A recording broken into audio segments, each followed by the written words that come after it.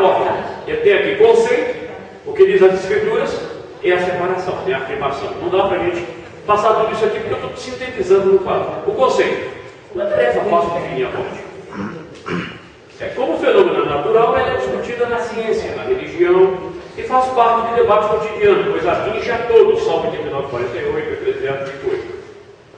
Anteriormente definida como parada cardíaca e respiratória, o consenso médico atual a define como cessamento clínico cerebral cardíaco irreversível no corpo humano. Em outras palavras, a cessação do organismo. Por que cessamento clínico cerebral? Porque o cérebro, a morte cerebral define de fato, sabe, a impossibilidade do corpo continuar sobrevivendo. De acordo com informações que eu li, mesmo depois da parada cardíaca, da morte cardíaca, o cérebro ainda fica vivo por 12 minutos. Se a pessoa estiver num hospital de estrutura avançada e houver tempo de fazer uma cirurgia e uma massagem cardíaca de acordo com o que eu li, a pessoa poderá viver. Nem sempre isso é possível, mas pode observar que os aparelhos são desligados quando constata a morte cerebral. Aqui é uma definição científica, tá? É bom guardar isso. É bom anotar isso no ponto, porque essa definição é feita por um médico. Com toda essa lição, o pastor Eliezer Silva é médico. Não é um teólogo como eu apenas. É um teólogo e um médico. É um homem que tem conhecimento científico. E você pode anotar isso aqui. É interessantíssimo. Essa lição aí é preciosíssima. No entanto, a definição mais popular do fenômeno é a interrupção da atividade elétrica do cérebro como um todo. Esta é a definição mais popular. Então, o que é a morte? Tem duas definições. Uma definição mais técnica. Tá? É o cessamento clínico cerebral ou cardíaco irreversível do corpo humano. Qual é a definição popular mais comum do fenômeno? A interrupção da atividade elétrica no cérebro como um todo. Percebeu que coisa interessante? Sobrinha, guarda isso. Quando você for explicar para alguém o que é a morte, mas morte científica é essa. Tudo que aprendemos ali está relacionado à nossa fé. Agora estamos aprendendo a relacionar a ciência. Muito bem. A constatação que a pessoa entrou em óbito é um ponto de partida para a permissão ou não pela família de doar órgãos. Todo mundo trata esse assunto. Eu não tenho mais nem tempo e não vou fazer apologia à doação. Não vou fazer apologia agora. Mas eu sou doador, meus filhos. Eu acho que o que puderem aproveitar de mim para que outras pessoas possam. Eu estou pregando o evangelho para as pessoas viverem. E eu fujo desse assunto de acordo com a doutrina da ressurreição. Não haverá, de forma nenhuma, sabe? Digamos assim, a impossibilidade de na ressurreição, faltando um órgão do corpo não ressuscitar, porque a carne e o sangue não é do reino de Deus. Eu estudei lá fundo e escrevi uma apostila sobre ele. Ainda não lancei, eu vou terminar passando as mãos. Não para fazer apologia à doação, mostrando que se puder fazer algum bem, faça. Nós doamos órgãos em vida. A parte do fígado que regenera, pulmão, né? Que regenera. Tem uma coisa aí que nem sangue a gente pode doar, nem. Pois é, mas nós precisamos ter a mente aberta.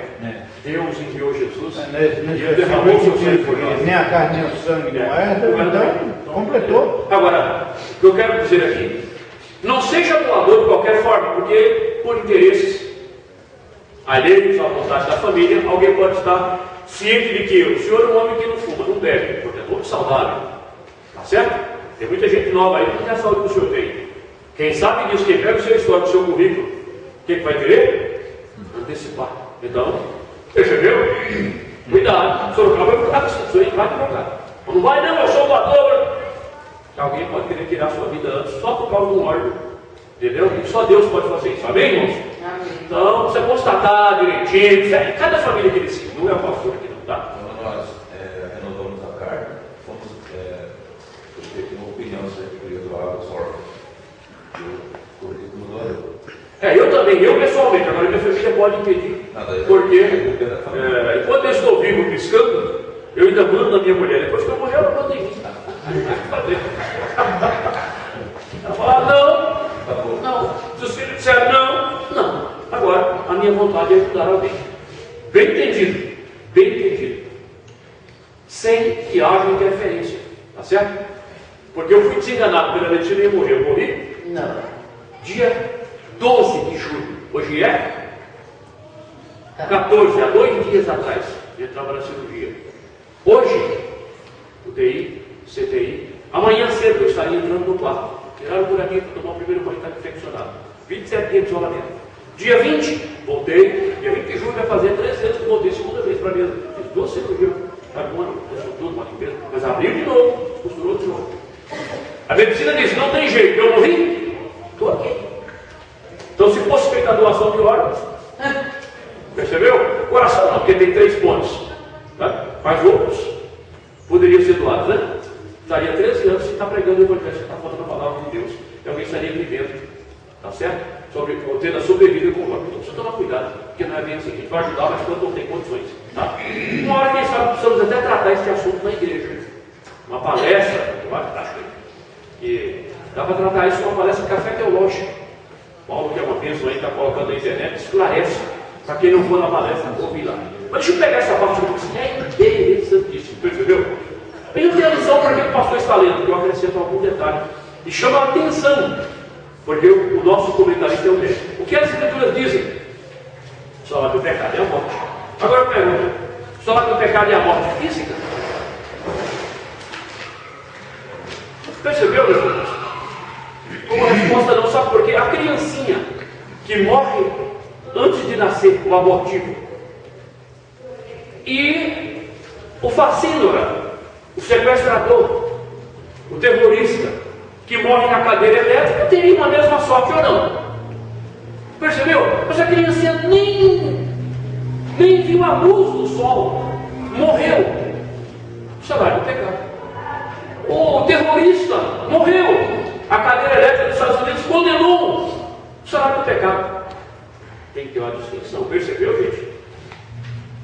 Percebeu que o salário do pecado está relacionado à morte como um agente.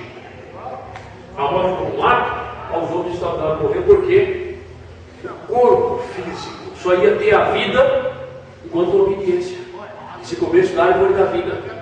Jesus é a nossa árvore da vida. Jesus é a nossa vida eterna. Lembra que eu li lá? A vida de Jesus. Lembra que ele disse? Eu dou-lhes a vida eterna. João 10, então essa é a diferença. Então a morte física não tem nada a ver, porque a morte física o corpo vai ter que morrer.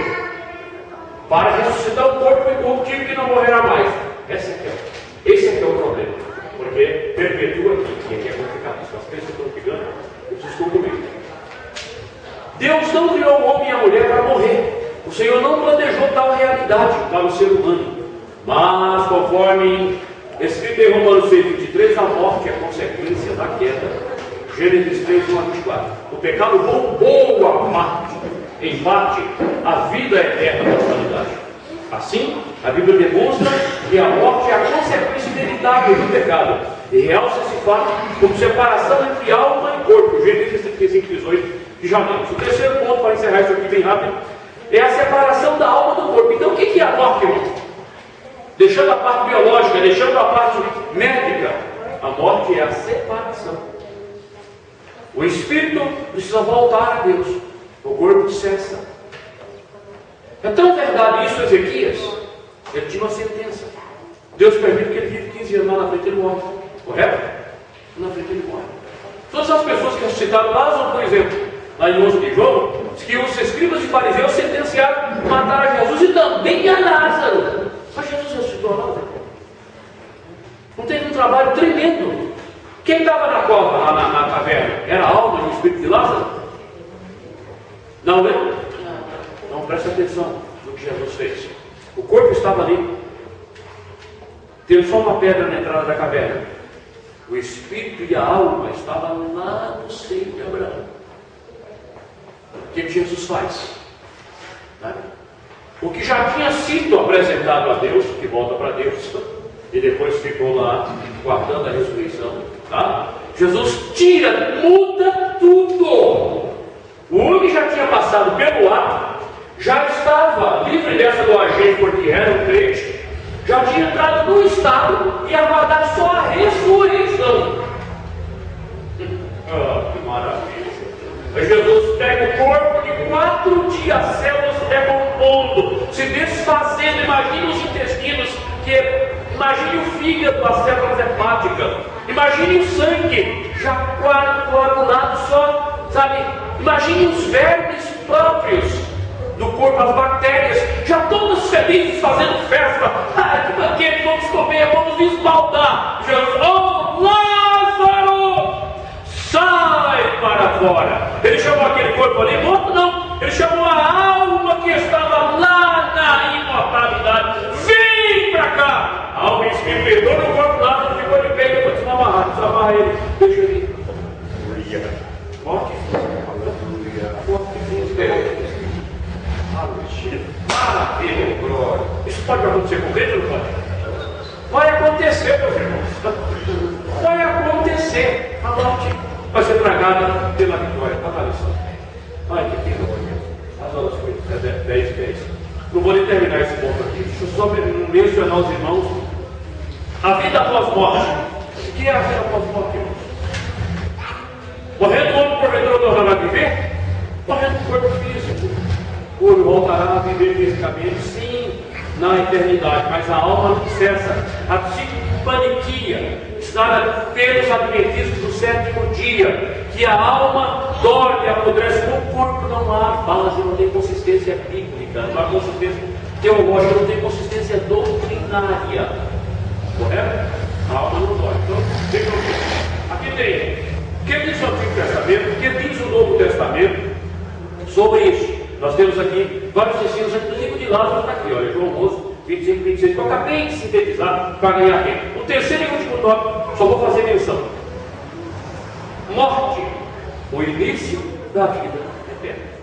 Eu discordei do autor, não é o início da vida eterna, porque a vida eterna é uma concepção presente. Veja bem, apesar do luto, é natural, tá? Então nós temos aqui a separação, mas quando a pessoa morre, ele não inicia o desfrutar os benesses da vida eterna. Nós já desfrutamos a vida eterna. Eu provei aos irmãos na Bíblia que nós tomamos posse e que a vida de Jesus se manifesta em nós, e essa vida é a vida eterna da alma e do espírito. Tá certo? Porque no corpo nós somos igual aos demais homens.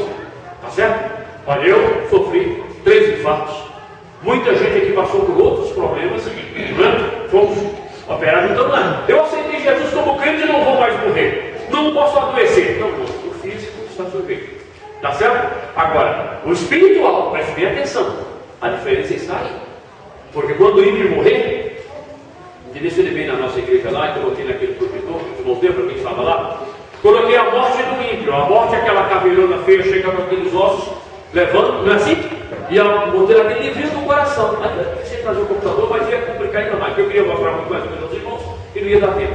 Enquanto que o santo é aquela morte sorrindo, logo voltou do nosso irmão que nós conhecemos aqui, sabe? O crente não morre com aquela cara de careta assim, aquela coisa. É lógico, irmão, a separação e o desenlace é dolorido. Então, morte, início da vida eterna. O conceito da Bíblia é que a vida eterna nós já temos em concessão, portanto, nós já desfrutamos ela com Cristo. Entendeu? É sério isso. O crente desfruta isso com Cristo. Então, nós temos aqui a esperança, apesar do luto.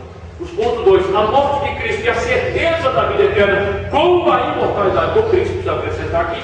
E o terceiro ponto, a morte.